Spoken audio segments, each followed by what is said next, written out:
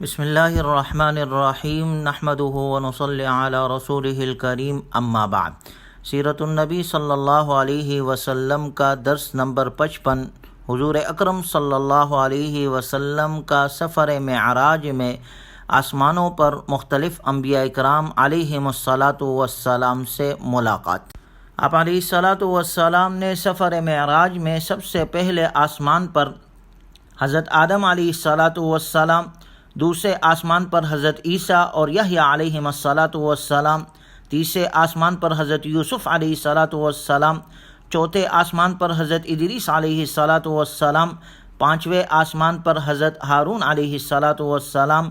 چھٹے آسمان پر حضرت موسیٰ علیہ الصلاۃ والسلام اور ساتویں آسمان پر حضرت ابراہیم علیہ الصلاۃ والسلام سے ملاقات کی۔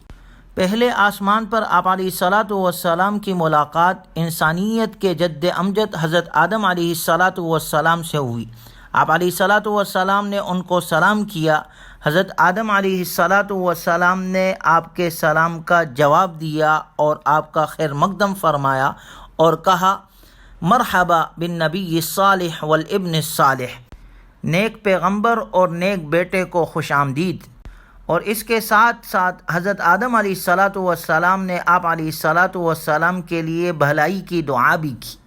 اسی طرح ساتوں آسمانوں پر مختلف انبیاء اکرام علیہم الصلاۃ والسلام سے آپ صلی اللہ علیہ وسلم کی ملاقات ہوتی رہی۔ آپ علیہ الصلاۃ والسلام سلام کرتے اور انبیاء اکرام علیہم الصلاۃ والسلام آپ کے سلام کا جواب دیتے اور مناسب حال خیر مقدمی کلمات بھی ارشاد فرماتے تھے۔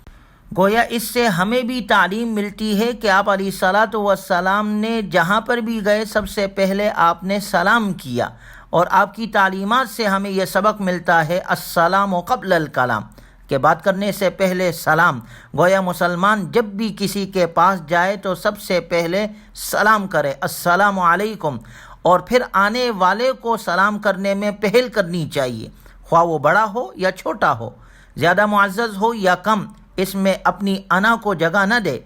پھر جسے سلام کیا جائے اس پر بھی سلام کا جواب دینا واجب ہے کہ وہ اس سلام کا جواب دے۔ پھر جب کوئی شخص آئے تو گرم جوشی سے اس کا خیر مقدم کیا جائے، جیسے آپ علیہ الصلاۃ والسلام کا ہر آسمان پر ہر نبی نے خیر مقدم کیا، لہٰذا ہمیں بھی ایسے ہی کرنا چاہیے۔ نبی صلی اللہ علیہ وسلم کی انبیاء اکرام علیہ الصلاۃ والسلام کے طریقے کو اپنانا چاہیے۔ بے رغبتی اور بے نیازی کا انداز نہ ہو، بلکہ آنے والے کا استقبال خوشی اور مسرت کے ساتھ ہو۔ یہ میزبانی کے آداب میں سے ہے اور آنے والے مہمان کا حق ہے۔ پھر آپ علیہ الصلاۃ والسلام نے حضرت آدم علیہ الصلاۃ والسلام کو اس حال میں دیکھا کہ آپ کے دائیں بائیں بہت سے لوگ ہیں۔ جب آدم علیہ الصلاۃ والسلام دائیں طرف دیکھتے ہیں تو خوش ہوتے ہیں اور چہرے پر تبسم کھلنے لگتا ہے، اور جب بائیں طرف دیکھتے ہیں تو غمگین ہوتے ہیں اور روتے ہیں۔ آپ صلی اللہ علیہ وسلم نے حضرت جبرائیل علیہ الصلاۃ والسلام سے اس کا سبب دریافت کیا تو آپ علیہ الصلاۃ والسلام کو بتلایا گیا کہ دائیں طرف حضرت آدم علیہ الصلاۃ والسلام کی جنتی اولاد ہے اور بائیں طرف دوزخی۔ گویا جب آپ دائیں طرف اپنی نیک اولاد کو دیکھتے ہیں تو خوش ہوتے ہیں، اور بائیں طرف نافرمان اولاد کو دیکھتے ہیں تو آپ غمزدہ ہوتے ہیں، روتے ہیں۔ اس سے گویا ہمیں بھی یہ سبق ملتا ہے کہ انسان کو اپنی نیک اولاد پر اور ان کی اطاعت خداوندی پر خوش ہونا چاہیے جب وہ اللہ کی عبادت میں لگے ہوئے ہوں،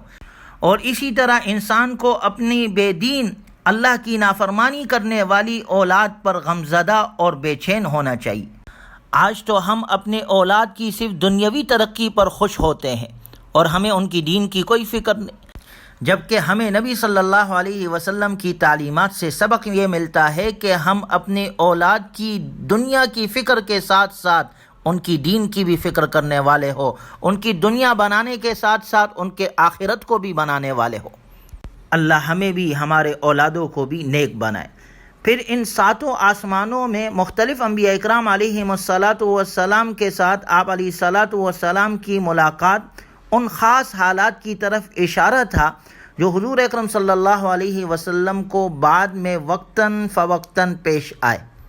سب سے پہلے حضرت آدم علیہ الصلاۃ والسلام سے ملاقات ہوئی، چونکہ حضرت آدم علیہ الصلاۃ والسلام اول الانبیاء ہے اور اول الآبا ہے، اس لیے سب سے پہلے ان سے ملاقات کرائی گئی۔ اور اس ملاقات میں ہجرت کی طرف اشارہ تھا کہ جس طرح حضرت آدم علیہ السلام نے ایک دشمن یعنی شیطان کی وجہ سے آسمان اور جنت سے زمین کی طرف ہجرت فرمائی، اسی طرح آپ علیہ السلام بھی مکۃ المکرمہ سے مدینہ المنورہ کی جانب ہجرت فرمائیں گے۔ چنانچہ اس واقعہ معراج کے چند عرصے بعد آپ علیہ السلام نے مکۃ المکرمہ سے مدینہ المنورہ کی طرف ہجرت فرمائی۔ اس کے بعد دوسرے آسمان میں آپ علیہ السلام نے حضرت عیسیٰ اور یحییٰ علیہم السلام سے ملاقات کی، اور آپ علیہ السلام نے فرمایا انا اقرب الناس بعیسیٰ ابن مریم لیس بینی و بینہ نبی، میں تمام انبیاء اکرام علیہم السلام میں عیسیٰ ابن مریم کے سب سے زیادہ قریب ہوں، میرے اور ان کے درمیان کوئی نبی نہیں۔ اس ملاقات میں یہود کی تکلیف اور ایذا رسانی کی طرف اشارہ تھا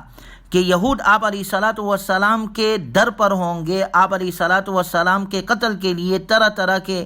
مکر اور ہیلے کریں گے، مگر جس طرح اللہ تعالیٰ نے حضرت عیسیٰ علیہ السلام کو یہود کے شر سے محفوظ رکھا، اسی طرح اللہ تعالیٰ آپ علیہ السلام کو بھی یہود کے شر سے محفوظ فرمائیں گے۔ چنانچہ اللہ تبارک و تعالیٰ نے آپ کو سفر شام میں اور اسی طرح مدینہ المنورہ میں یہود کے شرور سے اللہ نے آپ کی حفاظت فرمائی۔ تیسرے آسمان میں آپ علیہ السلام کی ملاقات حضرت یوسف علیہ السلام سے ہوئی، اور اس ملاقات میں اس بات کی طرف اشارہ تھا کہ یوسف علیہ السلام کے بھائیوں نے جیسے یوسف علیہ السلام کو تکلیف پہنچائی، اسی طرح آپ کو بھی آپ کے اہل مکہ یعنی آپ ہی کے لوگوں میں سے قریش نے آپ کو کتنی تکلیفیں پہنچائی، لیکن جس طرح حضرت یوسف علیہ السلام نے اپنے تمام بھائیوں کو معاف کیا اور اعلان کیا لا تثریب علیکم اليوم یغفر اللہ لکم وہو ارحم الراحمین،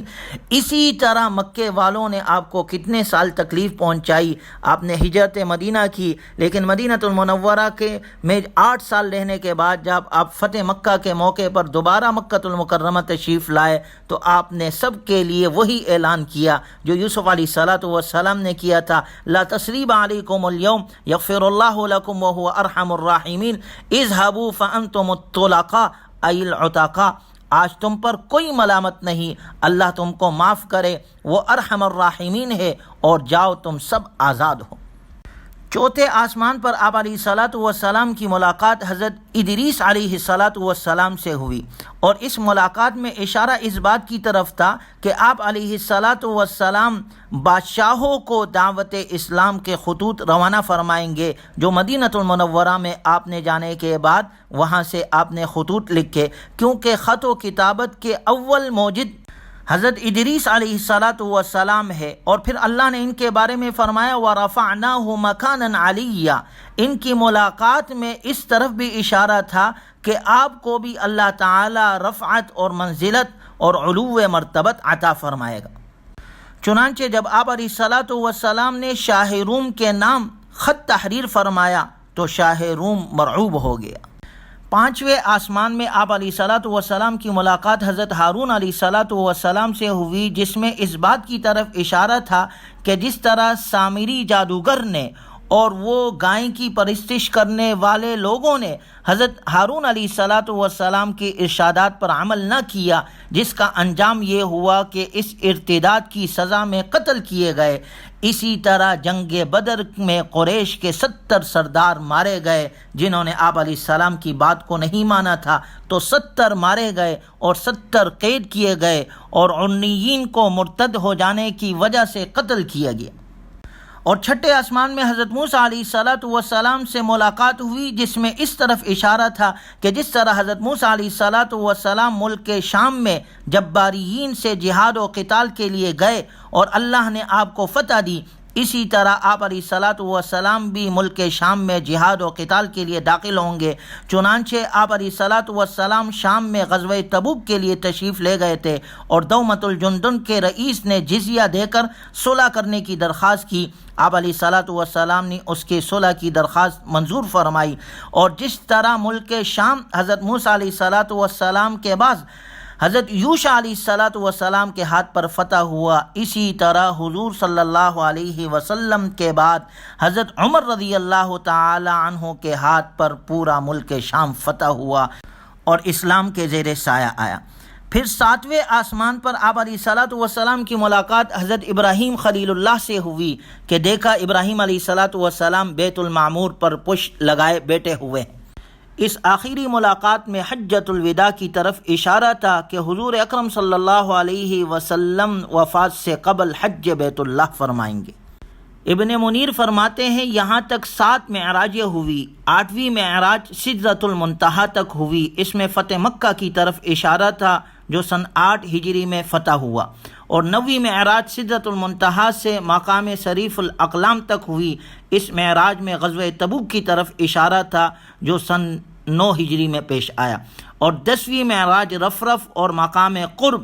یعنی اللہ کے عرش تک ہوئی، جہاں دیدار خداوندی ہوا اور کلام ربانی ہوا، اللہ سے ہم کلامی کا شرف حاصل ہوا۔ اس 10ویں معراج میں چونکہ لقائے خداوندی حاصل ہوا، اللہ کا دیدار ہوا، اللہ سے ہم کلامی ہوئی، اس لیے اس میں اشارہ اس بات کی طرف تھا کہ ہجرت کے 10ویں سال حضور اکرم صلی اللہ علیہ وسلم کا وصال ہوگا، اور آپ علیہ الصلاۃ والسلام اس دار فانی کو چھوڑ کر، اس دنیا کو چھوڑ کر رفیق اعلیٰ سے جا ملیں گے۔ چنانچہ آپ علیہ الصلاۃ والسلام کے معراج میں یہ سلسلہ پیش آیا۔ اس کے بعد بیت المعمور، سدرۃ المنتہا، اسی طرح اللہ سے ہم کلامی کا شرف، آپ کو جو معراج میں تحفے عطا کیے گئے، اس کا ذکر انشاءاللہ اگلے درس میں کیا جائے گا۔ اللہ تبارک و تعالی ہمیں اپنے نبی سے سچی محبت اور عقیدت عطا فرمائے، اور نبی صلی اللہ علیہ وسلم کے تعلیمات کے مطابق اپنی بقیہ زندگی گزارنے کی توفیق عطا فرمائے۔ وآخر دعوانا ان الحمد للہ رب العالمین۔